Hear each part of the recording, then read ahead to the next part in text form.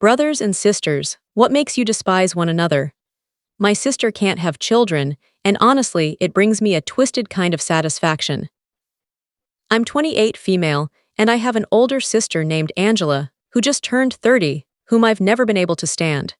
She's always needed to outshine me, but not in any healthy sibling competition sense. From the moment we were kids, she acted like my very presence offended her. The attention could never stay fixed on her long enough, so she made it her mission to ruin anything that brought me joy.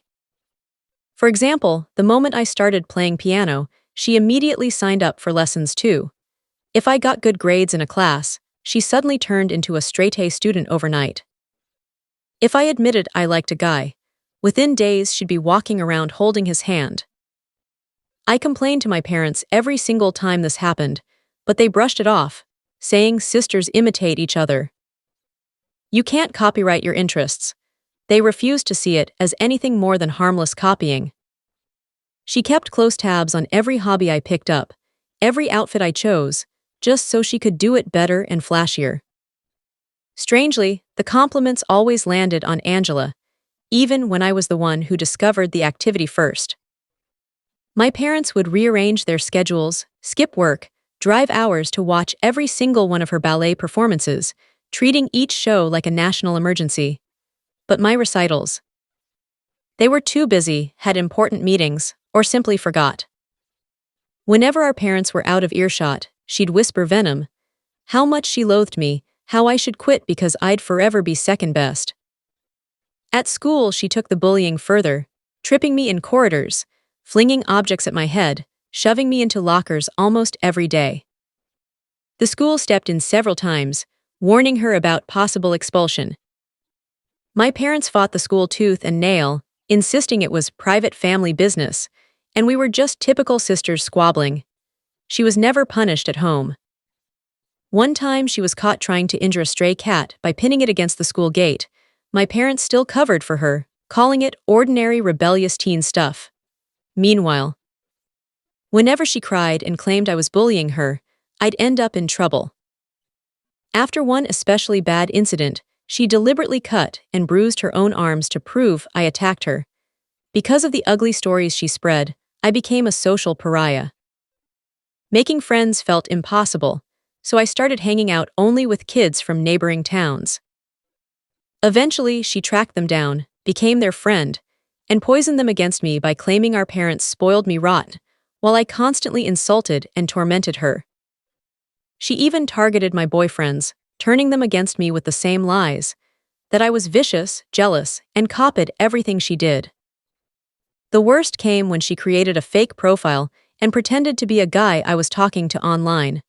For 4 straight months, she tricked me into sending intimate pictures. Then she forwarded those photos to our parents, the entire school, even some teachers.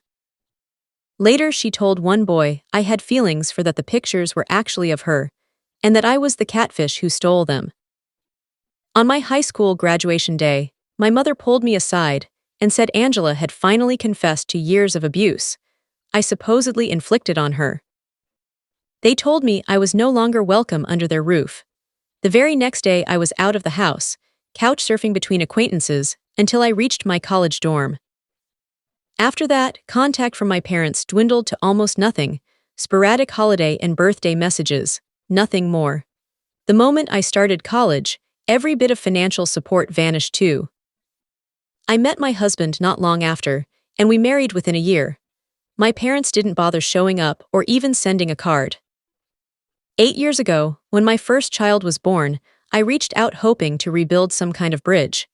They never responded, never asked to meet any of my 3 kids. From what I've heard through distant relatives, Angela married one of the guys she took from me back in high school. Lately, she's been sharing endless posts about her fertility struggles, lamenting that she can't give our parents their first grandchild, as though my children don't exist and were never part of the family at all.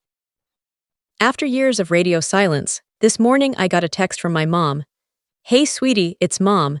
We haven't spoken in ages and I miss you so much. I wanted to tell you your sister had a miscarriage a few days ago. Angie and Justin are really hurting right now. Could you please send her a kind message? I know it would mean a lot to her. Please reply when you can. Love you. I hate admitting it, but I feel relieved she's going through this. I'm glad she won't become a mother. I'm furious that my parents expect me to feel any duty toward her after everything. I don't even feel duty toward them anymore. They always took her side, always painted me as the troublemaker. It's bizarre how affectionate my mother suddenly becomes when she wants me to comfort the sister who destroyed my childhood. I do feel a pang of sorrow for the baby that never made it, but I will never send a single word of sympathy to my cruel, self-obsessed sister whose terrible actions were excused her entire life. I chose not to answer. I blocked both parents and figured that would be the end. It never is. The next morning my phone exploded with messages from aunts, uncles, cousins, most scolding me for ignoring mom's calls, calling me cold-hearted and selfish. I blocked every single one. Later my cousins sent a longer message, saying there had been a family meeting where everyone was trashing me, labeling me an ungrateful abuser because I refused contact. Apparently, my Aunt Kathy suggested they start inviting me to events again, so they could slowly convince me to become a surrogate for Angela. They figured they only needed to keep me sweet for about a year, then they could drop me once the baby arrived. Reading that made bile rise in my throat. Do they honestly see my body as some rentable incubator they can purchase with fake smiles and a home-cooked dish? I'm finished with every last one of them. If any of them show up at my door, I'm filing for a restraining order before they can step foot on my property. Between their disgusting plot to exploit me like discount breeding stock and the vicious things they're still saying behind my back, I no longer have a birth family. The only family I acknowledge is the one I built myself.